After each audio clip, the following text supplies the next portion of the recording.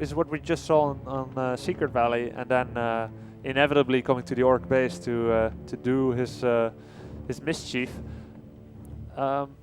And Lin removed Echo Isle, so he obviously is stating with that he likes the playing against the Mountain King on Melting Valley, but not quite so much on Echo Isles.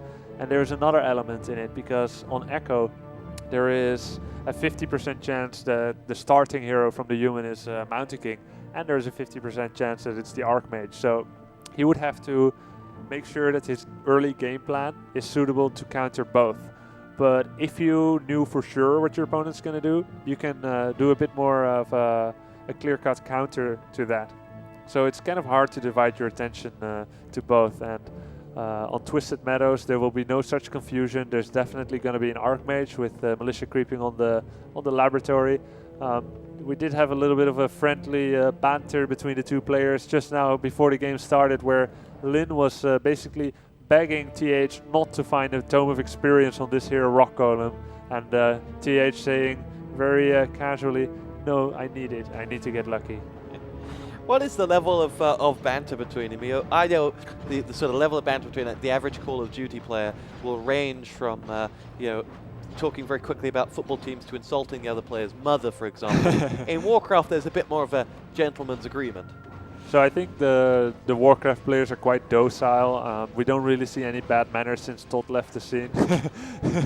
I mean, even Todd mellowed up towards the end. Like, all the Warcraft 3 players already matured a bit. Like, most of the best players are around from the year 1986, about 24 years old. That doesn't mean they're mature, but it does mean that they've been in the scene long enough to know that when you act like an asshole, you're going to have a lot of trouble finding reliable practice partners, people who want the best for you, and for people not to somehow make sure that you get your replays mysteriously spread it around. Basically, especially with the Asian culture of the Warcraft 3 now, with Koreans and Chinese, we see a very modest environment. I think if I was playing with a lot of Europeans, there would be more friendly and perhaps even unfriendly banter. There's competitiveness, there's more joking around at least.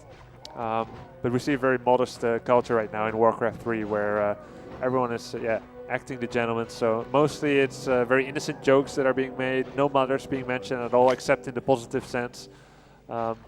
You know what? You should watch a few of Quad V's Call of Duty VODs and just listen to what you can hear being picked up by the casters' mics coming from the players. Learning from that, I'm sure it would make me a lot less popular in the scene. I'm not sure they ever translated some of the words into Chinese that are said on a card stage. Here we go. We are well and truly underway in this one. No bad item from Lin's perspective picked up by TH. And where does that leave us in the greater scheme of things? So TH wanted to do some power creeping here, going with this Archmage to this camp, which will give him level 3, even if he hadn't been creeping with Militia there.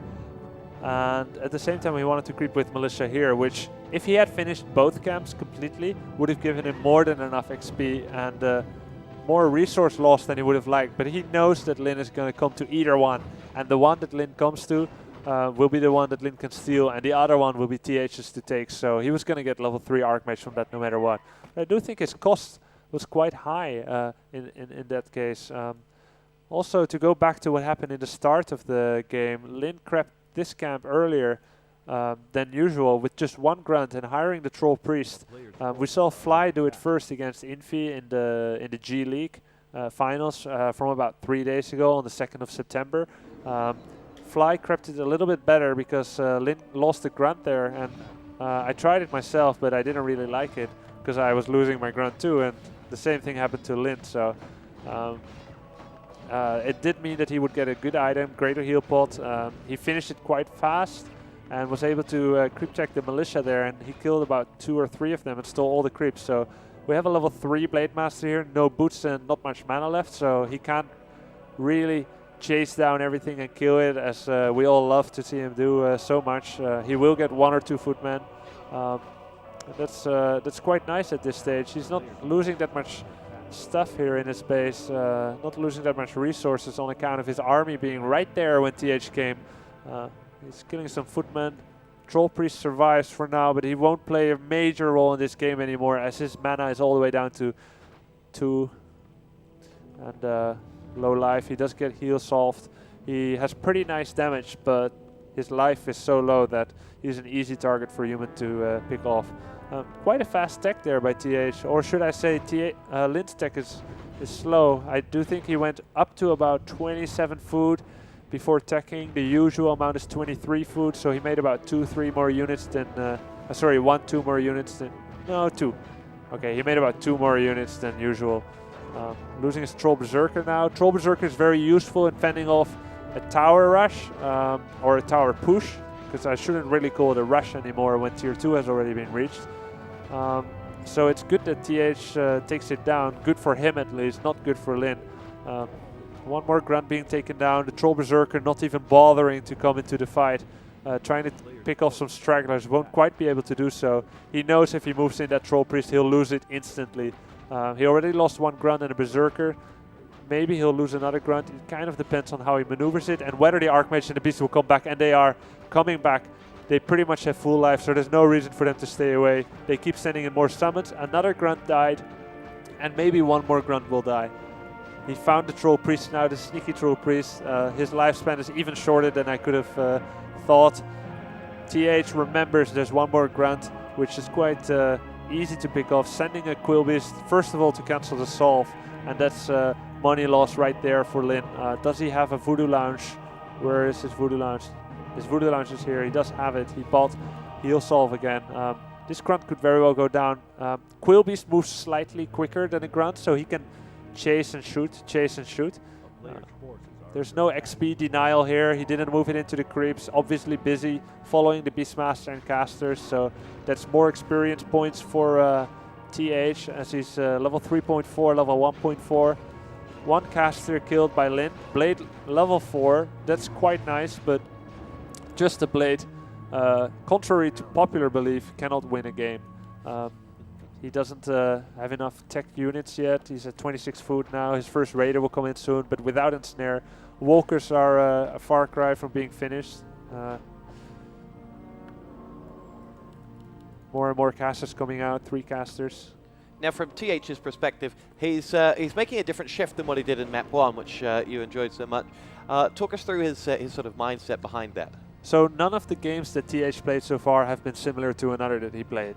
In game 2, we saw a no casters push very quickly with Firelord, with almost sacrificial heroes just to buy him time to get the towers up. In this case, his heroes play a bigger role as he used them to kill many units from Lin, and following up with 4 to 6 casters and a group of militia. So he's doing now what is the caster tower push, which is a bit more of a slow push, but that much more powerful. And I think it's the correct choice for playing on Twisted Meadows, as he had a very nice lead. He already planted down 3 towers before coming here to the Voodoo Lounge to maybe kill that.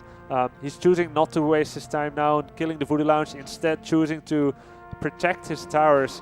He knows that Lin is too far away from the Voodoo Lounge to continually make use of it, and this bestiary is in an unlucky position here, as there is no way for Lin to escape into his base. Or is this open? So there is a way, but the peons will block it, and it's not that comfortable.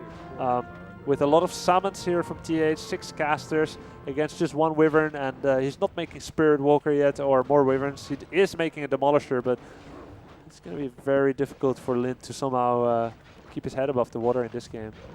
So TH looks like he is homing in, but here we go. We are going to see some heavy artillery moving in to do a bit of damage. But as every time that Blade Master ventures out of the base, he comes back slower and more lighter in health. Yep, with greater healing potion already been used, no boost of speed, no real heal solves or anything. He really plays a very small role in this game, and I would say this game has already been played. It was a strategical win for TH. There wasn't that much exciting battles, but TH just did very well. The there game you is go. There we go with the GG. Yeah, very nice played by TH. to sum up the game, so we at least have something to talk about. TH crept daringly. It was a good position on the map for him. It wasn't the first place that Lin scouted, because it was close position, but on the other side that you would expect Lin to harass comfortably, because the laboratory is on the far side of Lin's base. So what we saw is TH getting level 3 very quickly, not without losses, but he got it, teched as fast as he could, and then came with that very powerful Beastmaster Archmage attack. And without Butzel speed, Blademaster could not chase down the heroes, because TH also gets a Butzel speed, but he doesn't have it on both heroes. So whichever one doesn't have it, you can chase back to the base to somehow inhibit that early aggression from TH. But having not had the Butzel speed and his Shadowrunner being out later than the Beastmaster on account of it having to be trained first in the altar and not instantly hired from the tavern, means that he couldn't really fend off just those 2 heroes already with only grunts. And the burrows don't do that much damage on the summons either, because the damage type is not good to attack summons.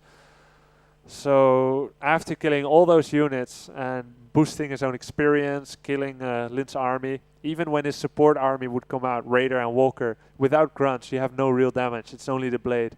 And once he's slowed, he doesn't do that much damage anymore. And towers coming up, Cass is there. It was a very, very convincing victory for TH. And apart from right at the start when he was harassing the militia and taking the creep crown from TH, I never really saw a chance for Lin to win. And I think it's got to do a lot with his very late tech because of his creep route. So again, I'm not a big fan of that creep route. He tech later, his Shadowrunners later, his tech is later. So even though he had a fast, high-level Blade Master with Greater Heal Pod, Greater Heal Pod doesn't come into use until he's nearly dying. And he wasn't the target that was being focused, so there was effectively not a very useful item for him in the start. But very nice play by TH. So TH comes from 1 map down to pick up the victory 2-1 over Lin and seal his place in the final. We're going to have Moon versus Remind coming up in just a little bit. I'm sure there'll be a break. So when we come back, we'll bring you Moon versus Remind. You're on Quad V with Grubby and TosspoT.